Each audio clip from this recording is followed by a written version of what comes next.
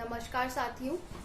आज ये मेरा जो वीडियो है ये कांग्रेस की जो मुहिम है जो कि हमारी राष्ट्रीय अध्यक्षा सोनिया गांधी जी के आह्वान पर चलाई गई है, स्पीक अप, उसी के अंतर्गत है।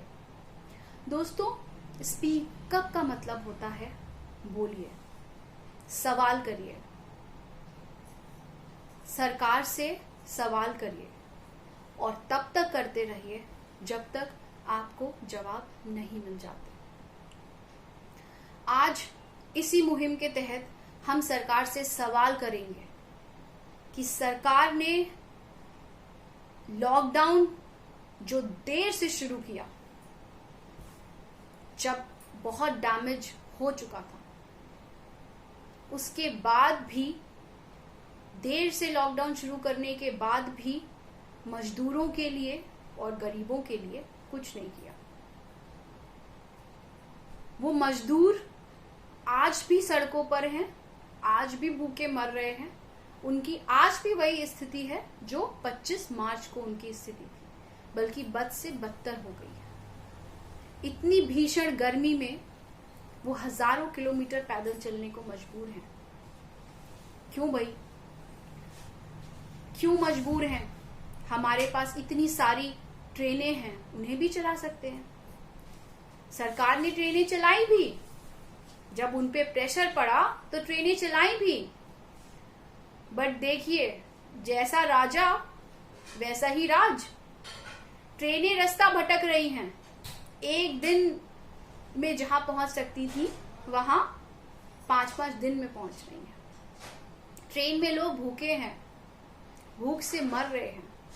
अभी 2 दिन पहले की घटना, एक बच्चा जिसकी माँ 3 दिन से ट्रेन में सफर कर रही थी, भूखे प्यासे उसकी डेथ हो जाती है, उसकी शॉल से खेल रहा था। उस बच्चे को ये नहीं पता कि जिस माँ को वो उठाने की कोशिश कर रहा है, वो माँ तो इस सरकार के नाकामयाबियों की बलि चढ़ चुकी है। ये आज देश की भयावह स्थिति है। क्या इस स्थिति के लिए हमें सवाल नहीं करना चाहिए? करना चाहिए। पर जब हम सवाल करते हैं तो हमें सवाल के जवाब में मिलती है FIR। जब हम सवाल करते हैं तो हमें सवाल के जवाब में मिलता है जुडिशियल कस्टडी। क्या ये लोकतंत्र है? ये लोकतंत्र है जिसने हमें हमारा संविधान दिया। लोकतंत्र का मतलब होता है government of the people, government by the people and government for the people.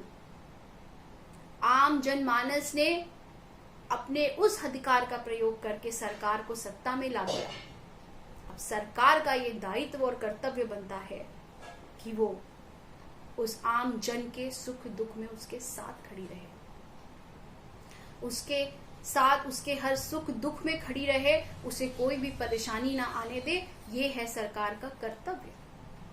लेकिन आज हम लोकतंत्र की गरिमा को भूलते जा रहे हैं।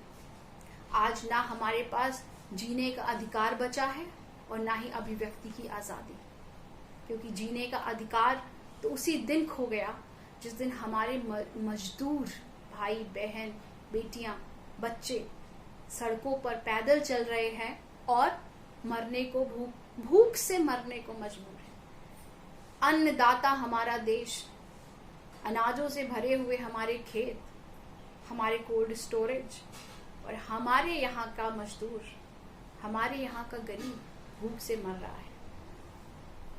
तो संविधान के उस अधिकार की तो धज्जियां उसी दिन उड़ गई जब सरकार ने अपने मजदूरों, अपने गरीबों को सड़क पर मरने के लिए छोड़ दिया।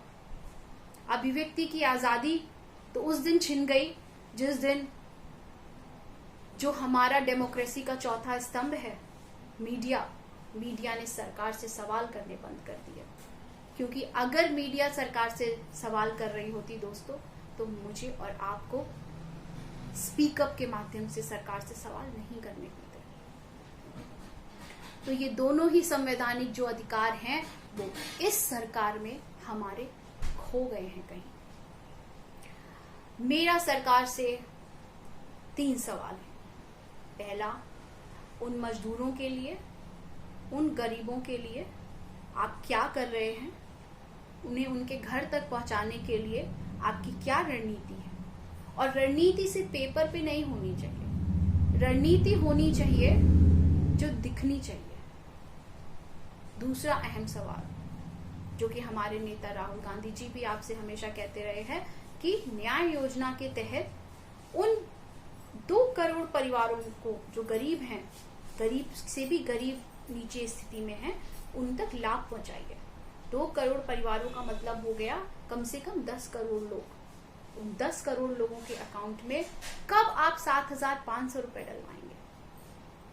आप लिख के लीजिए कि ये 7,500 रुपए अगर आप अगले 10 महीने भी डलवाते हैं उन 2 करोड़ लोगों के, 2 करोड़ परिवारों के अकाउंट में, जिससे 10 करोड़ लोगों को फायदा होगा, वो आपके जो जुमला आर्थिक आपने पैकेज दिया था उससे कहीं कम पैसों में अरेंज हो सकता है।